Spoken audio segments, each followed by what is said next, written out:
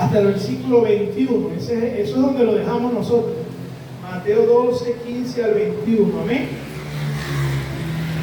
Mateo 12, 15 al 21. Hoy tengo como título el mensaje: el Rey de Paz. El Rey de Paz. Este capítulo de Mateo es muy interesante porque, como dijimos hace unos domingos atrás, aquí se comienza a atentar contra la vida de Jesucristo. Se busca asesinarle. Los fariseos se habían reunido para ver cómo conspiraban contra él, cómo lo mataban, cómo acababan con su vida y su ministerio.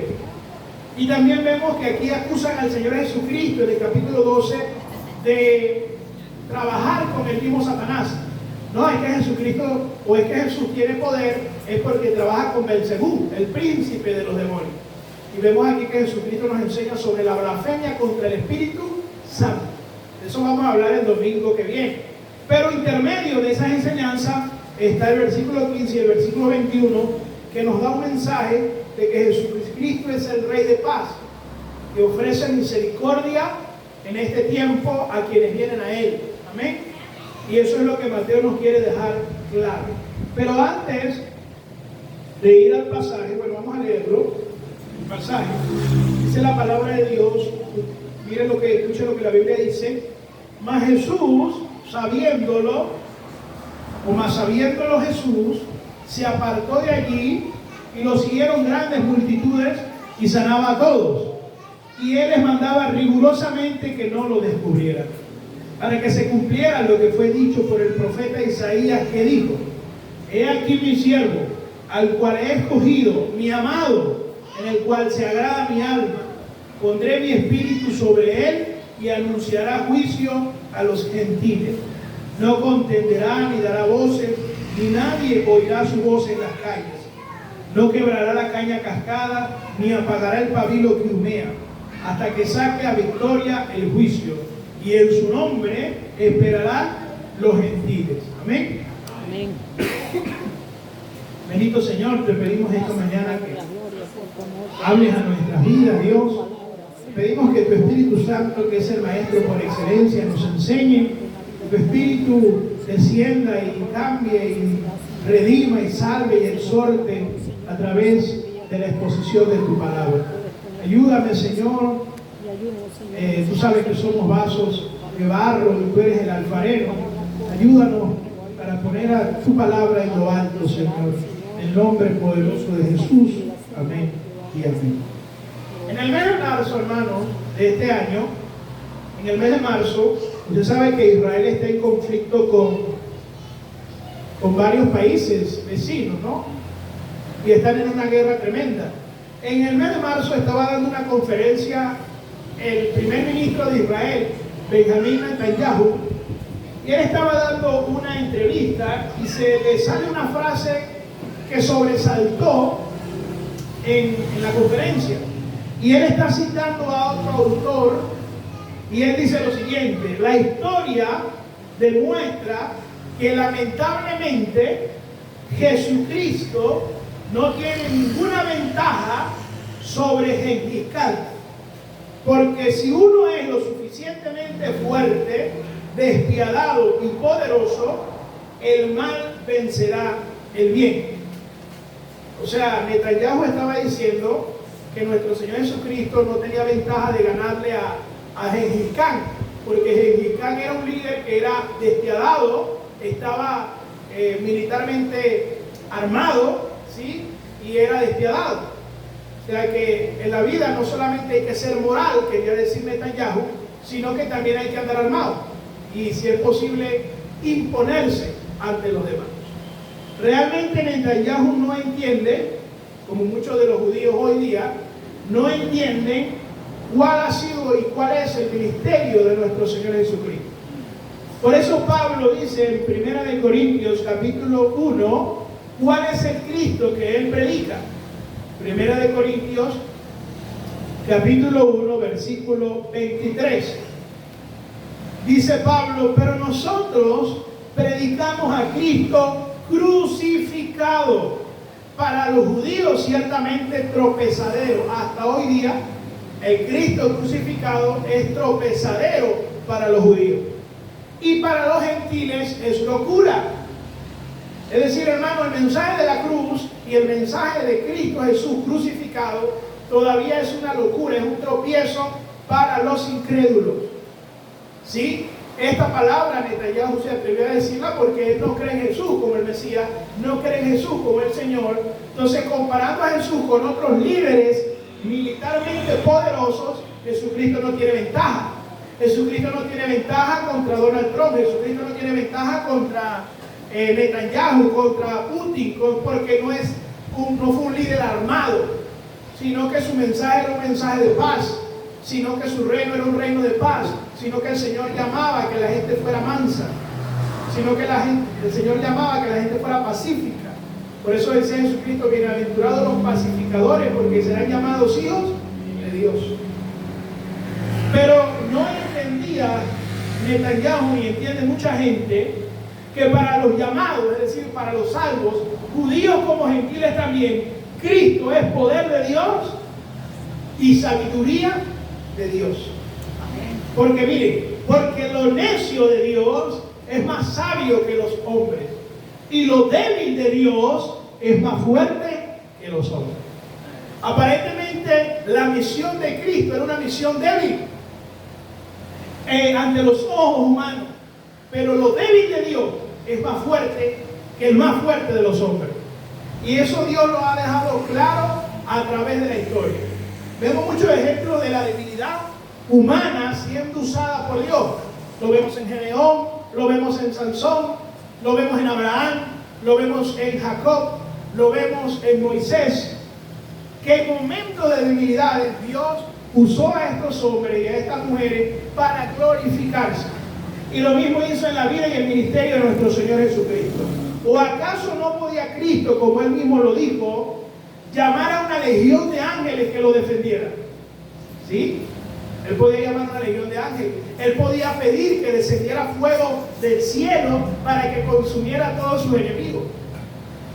Pero ¿por qué no lo hizo el Señor? Porque ese no era su ministerio, porque ese no era su propósito, sino que Él vino a salvar lo que se había perdido. Nuestro Señor Jesucristo no vino a condenar, sino a salvar. Ese era principalmente su ministerio. Nuestro Señor Jesucristo no vino a clavar espadas en los vientres de los hombres o a lanzar bombas en las naciones. Nuestro Señor Jesucristo vino a predicar la palabra, a anunciar las buenas nuevas de salvación. Y eso es peligroso. Tan peligroso es que lo querían asesinar. Tan peligroso es hacer el bien y predicar la verdad, que eso te causa enemigos. Enemigos como los fariseos que vemos en el capítulo 12 de Mateo, que conspiraban para matar a Cristo. Porque si hay algo que al hombre le tiene temor, no es tanto una bomba nuclear, aunque hay temor en ello. Si hay algo que al hombre le tiene temor, no es tanto a la guerra, aunque hay temor en ello. Pero si hay algo que al hombre le tiene temor, es a la verdad. Es a que su corazón salga a la luz. Esas obras que están ocultas, ese pecado que pareciera que nadie conociera, que salga a la luz. Cristo era esa luz que alumbraba a los hombres, y a los hombres no le agradaba esa luz. Entonces conspiraban contra Él, como dice el versículo 14 de Mateo 12, y salieron los fariseos y consultaron contra Él para destruirlo. Y nos dice la palabra que Jesucristo sabía de esto, mas Él sabiéndolo. Jesucristo sabía que querían matarlo. ¿Cómo respondió? Bueno, Pedro, bueno, Juan, vamos a buscar unas armas y nos armamos. Vamos a buscar unas armas y nos volvemos una guerrilla para defendernos de nuestros enemigos. No, para nada. Jesucristo se apartó y evitó el conflicto. Dice la Biblia que incluso siguió haciendo bien. Grandes multitudes lo seguían y Él los sanaba. Entonces vemos, hermano, que Él se aparta y sigue haciendo el bien a pesar de la adversidad. ¿Por qué se aparta el Señor y le dice a la multitud que calle y que no lo descubra? Porque Él sabía que la gente podía malinterpretar su ministerio y su misión en la tierra, que era venir a morir. Él se lo dijo a los apóstoles: el Hijo del Hombre va a ser entregado en manos de gentiles y va a morir, pero al tercer día resucitará. Ese era el propósito de Dios el Padre. Eso es por el cual el Hijo fue enviado. Entonces Él le mandaba a la gente que callara. ¿Para qué? Para que no se malinterpretara su obra, porque muchos querían hacerle rey. Por eso cuando Él entró a Jerusalén, lanzaban las palmas y decían Hosana, y que viene en el nombre del Señor. Él quería que tumbara a Herodes, que tumbara al César, y Él se montara como rey sobre Jerusalén. Pero no era el tiempo. Primero era el tiempo del sacrificio, de venir a morir por nosotros en la cruz para darnos salvación. Habían otros que lo querían matar antes de tiempo también. En Lucas capítulo 4, el Señor predica por primera vez en la sinagoga de Capernaum. Y luego de que predica, ¿sabe cuál fue el resultado? No lo quisieron ofrendar y no lo querían volver a invitar a predicar. Lo querían era lanzar por un barranco para que se muriera. Ese fue el resultado de la predicación de Jesucristo. Entonces nosotros nos admiramos cuando predicamos y la gente se duerme o la gente se pone brava. No, es que el primer resultado de la predicación del Señor en la sinagoga de Capernaum era que lo querían desbarrancar por una colina. Así que yo le recomiendo que si va a predicar, nunca predique cerca de un barranco, porque lo pueden lanzar por el barranco. El Señor se escapa de ellos y se escapa de muchas situaciones donde lo quería matar, porque no era el tiempo aún.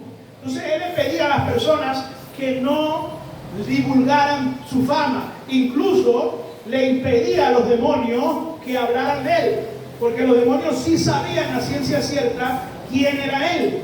Por eso en Marcos 1:34 dice, y sanó muchos enfermos de diversas enfermedades y echó fuera muchos demonios y no dejaba decir a los demonios que lo conocían.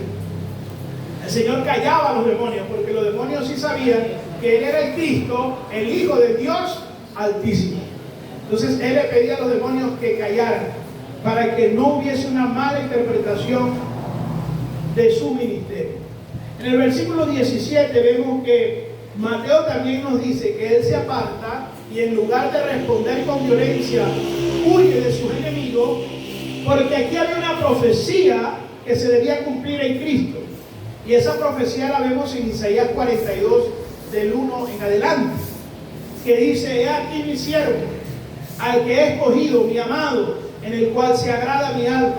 Pondré mi espíritu sobre él y anunciará juicio a los gentiles. No contenderá, ni dará voces, ni nadie oirá su voz en las calles. Estos son versículos de Isaías 42 que se cumplen en el ministerio de Cristo. Él, como el Mesías, debía tener estas características. Él no vino como un guerrero a matar a cuanta gente se opusiera en contra de él. No, sino que él venía como el siervo de Dios. Por eso dice, una de las primeras características, este es mi siervo. Un siervo, un esclavo, una persona que viene a cumplir una misión. Jesucristo, la segunda persona de la Trinidad, se somete a la voluntad del Padre de manera voluntaria y empieza a hacer la obra del Padre. Muchos dicen que Isaías 42 y junto con otros textos de Isaías son poemas del siervo sufriente. ¿Usted recuerda Isaías 53? Que habla describe cómo Cristo murió en la cruz, cómo se entregó como una oveja al matadero por nuestras rebeliones. Bueno, Isaías tiene estos fragmentos en Isaías 49, en Isaías 50, en Isaías 52 y 53, como también en Isaías 42, que habla del siervo sufriente, de este hombre escogido por Dios que iba a venir para llevar la rebelión del pueblo en sus hombros, para dar la cara por Israel, para traer salvación a las naciones. Este siervo sufriente era un hombre lleno del Espíritu Santo, lleno de la paz de Dios, lleno de mansedumbre, y eso solamente lo podía llenar, esos zapatos, nuestro Señor Jesucristo. Entonces es el siervo sufriente, escogido por Dios.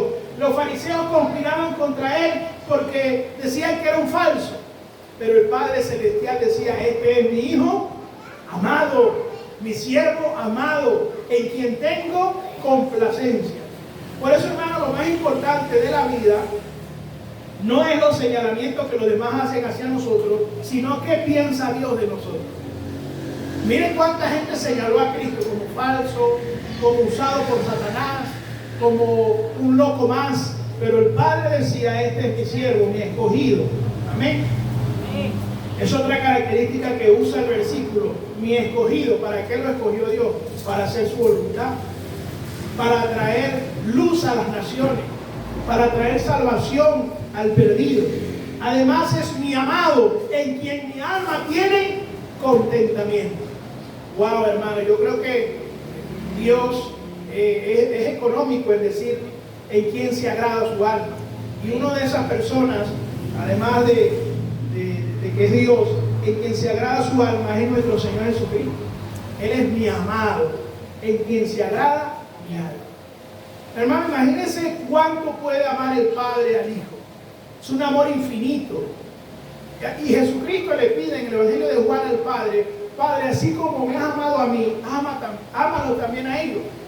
Este amor que el Padre comparte por el Hijo lo extiende a los discípulos de Cristo. Entonces usted no se puede sentir ni desamparado, ni desolado, ni desventurado, porque así como el Padre ama al Hijo, ama a todos sus hijos. ¿Cuándo va a abandonar el Padre al Hijo? Nunca. ¿Cuándo va a desamparar el Padre al Hijo? Nunca. No lo desamparó en la cruz, no lo desamparó en la muerte, sino que lo resucitó de entre los muertos y lo exaltó a su diestra. Entonces nosotros tenemos que tener esa esperanza firme en que nuestro Padre Celestial también nos ama. Además dice que va a estar lleno del Espíritu Santo, el ungido. Recordará usted que cuando Saúl fue ungido, el Espíritu Santo vino sobre él. Cuando David fue ungido, el Espíritu Santo vino sobre él. Porque el ungido es una persona que es capacitada con el Espíritu Santo para una tarea en específico. Por ejemplo, nosotros los cristianos fuimos ungidos para ser testigos. Hechos 1:8, recibiréis poder cuando venga sobre vosotros el Espíritu Santo y me seréis testigos. Pero específicamente en el Antiguo Testamento se hablaba del ungido como el rey o el profeta. Entonces Cristo era ese ungido, ese rey, capacitado por completo por el Espíritu Santo para sanar, para levantar muertos, para hacer milagros y maravillas, para predicar con poder la palabra de Dios. También nos dice el texto de Isaías que este iba a ser un profeta diferente a los demás, porque este profeta no iba a gritar en las calles, porque este profeta no iba a amenazar a la gente, porque este profeta iba a ser manso, pero firme en la verdad. Por eso es que dice el versículo 19, no contenderá, no vendrá a pelear, no vendrá a discutir, no vendrá a crear pleito, ni levantará su voz. Es más, nadie oirá su voz en las calles. Será manso. Esa es una característica de nuestro Señor Jesucristo. Usted sabe que nosotros decimos manso, pero no menso. Bueno, hermano, ¿qué quiere decir manso? Una persona que sabe librar su batalla. Manso no es una persona débil. Manso no es una persona que no es valiente. Busca pleitos es una persona que no le pueden mirar dos veces feo porque anda buscando pleitos. ¿Qué me miráis vos? ¿Qué me miráis vos? Y anda buscando pleitos. El manso no. El manso sabe controlar sus impulsos y sabe cuándo pelear. O cuando los mercaderes del templo ofendieron a Dios y robaban al pueblo, nuestro Señor Jesucristo era un hombre manso, pero le volteó las mesas, pero los exhortó, pero los llamó ladrones. Porque aunque era manso, no dejó de defender la verdad con firmeza. Entonces una persona mansa no es una persona débil. Nuestro Señor Jesucristo es manso, amén, pero no es débil. Entonces era ese portavoz de Dios que venía con humildad a llamar al hombre, que venía con humildad a decirle al hombre, los que estáis cansados y cargados, venid a mí y llevad mi yugo y hallaréis descanso para vuestras almas. Ese no era un profeta de Dios manso, claro que sí, porque Jesucristo es el mayor profeta. Jesucristo es la voz de Dios, es la palabra de Dios, como dice Hebreos 1:1, que Dios hablando de muchas formas y de muchas maneras a los padres por los profetas. En estos últimos tiempos nos ha hablado por el Hijo, a quien constituyó heredero de todo. Entonces el portavoz más fiel de Dios es Jesucristo y fue manso al hablar. Porque el mensaje del Evangelio es un mensaje lleno de gracia. Sí predicamos contra el pecado, sí exhortamos el pecado, sí le decimos a la gente que está mal y que está bien, pero lo hacemos basado en la gracia de Dios. Por eso esos predicadores que dan látigo y látigo y látigo y no ofrecen gracia, no están en la línea con nuestro Señor Jesucristo. Por eso esos predicadores que se burlan, mofan del pecado de la gente y viven ofreciendo fuego y fuego y fuego, hermano, eso tiene su equilibrio. Nosotros tenemos que predicar basados en el mensaje de la gracia de Dios. Nuestro Señor Jesucristo fue manso y predicó bajo esa mansedumbre. No contenderá, ni dará voces, ni nadie oirá su voz en las calles. Era un profeta de Dios, manso. Es un profeta de Dios, manso. Además, el versículo 20 y 21 nos habla de a qué persona llegaría este ministerio de este Rey de paz. Dice, no quebrará la caña cascada, ni apagará el pábilo que humea, hasta que saque a victoria el juicio. Ahí hay dos figuras que yo quiero que usted le preste atención.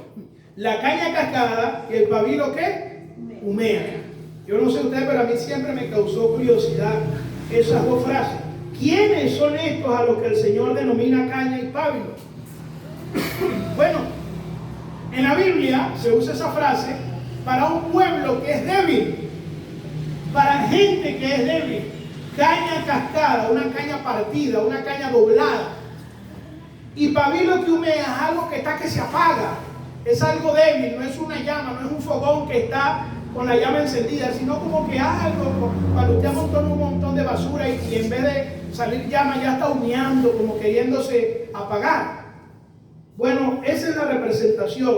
Vemos en la palabra, en el primer libro de Reyes, un ejemplo de este pueblo débil que el Señor hace referencia. En el primer libro de Reyes, capítulo 14, versículo 15. Dice, y Jehová golpeará a Israel como cuando la caña se agita en las aguas, y arrancará a Israel de esta buena tierra que había dado a sus padres, y los esparcirá al otro lado del río, por cuanto han hecho sus árboles sagrados, enojando a Jehová. Venía un juicio sobre Israel, y Dios los iba a golpear con ese juicio. Entonces iban a quedar como una caña doblada, ¿sí? Como cuando hay un viento muy fuerte, ¿verdad? Y usted ve, bueno, voy a poner, no con una caña, sino con una mata de coco. A veces usted ve que el viento sopla y la mata de coco como que se acuesta por completo. Bueno, esto era un pueblo débil. Él hace referencia, la caña cascada, a un pueblo débil. Lo vemos también en Isaías 43, versículo 17. Esto lo hago para que usted comprenda yo también la palabra del Señor. Isaías 43, 17 dice lo siguiente: el que saca carro y caballo, ejército y fuerza, cae juntamente pero para no levantarse. Quedan extinguidos como pábilo, quedan apagados. Pábilo, esa imagen de debilidad. Caña, esa imagen de debilidad. Entonces, ¿qué está diciendo el profeta Isaías y específicamente Mateo con respecto a nuestro Señor Jesucristo? Que Él no vino a destrozar al débil, que Él no vino a condenar al pecador, que Él no vino a ponerle más carga y pesos a los hombres que no puedan llevar, sino que Él vino a restaurar, sino que Él vino a salvar. Al que está débil, el Señor no lo va a terminar de quebrar. Al que está que se apaga, el Señor no lo va a terminar de apagar, sino que Él vendrá a sacar a victoria el juicio. ¿Qué quiere decir? Él viene a salvar. Él viene a dar al hombre la oportunidad de salvación. Él viene a dar al hombre y a extender su mano de misericordia. Aunque los fariseos querían matarle, aunque la gente terminó en la semana de la pasión, terminó gritando: crucificarle, crucificarle, el Señor vino a extender su mano de misericordia, porque aún en la cruz oró: Padre, no le tengas en cuenta este pecado, porque no saben lo que hacen. Hermanos, era el odio de estas personas que los encegueció y no miraron al Hijo de Dios, sino que lo condenaron. Cuando muere, el soldado romano lo mira y dice: verdaderamente este era hijo de Dios, le fue revelado.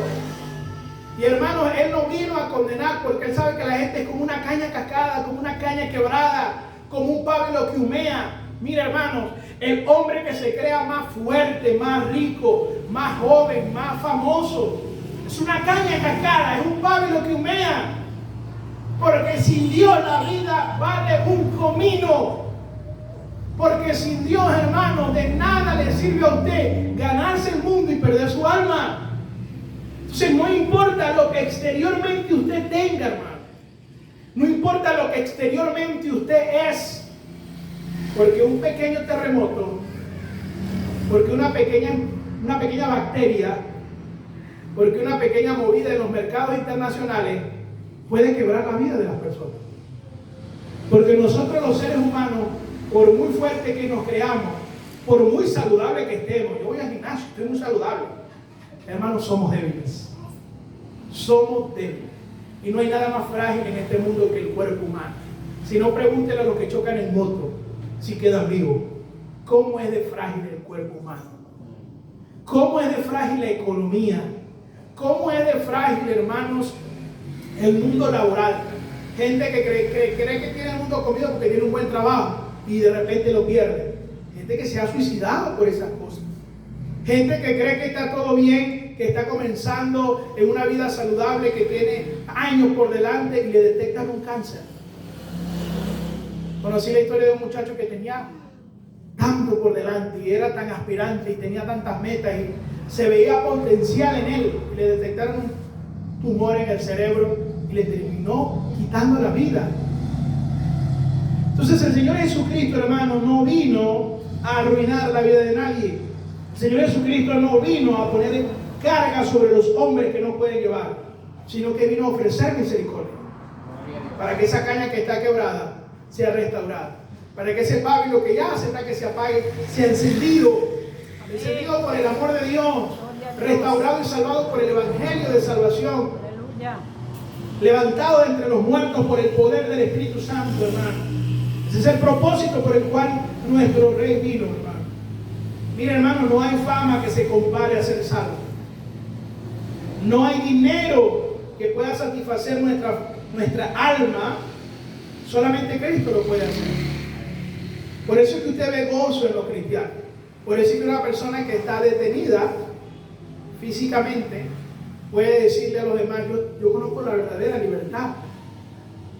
Por eso la reina María, que fue la reina que reinó nada más 9 días, porque la destronaron, ¿verdad?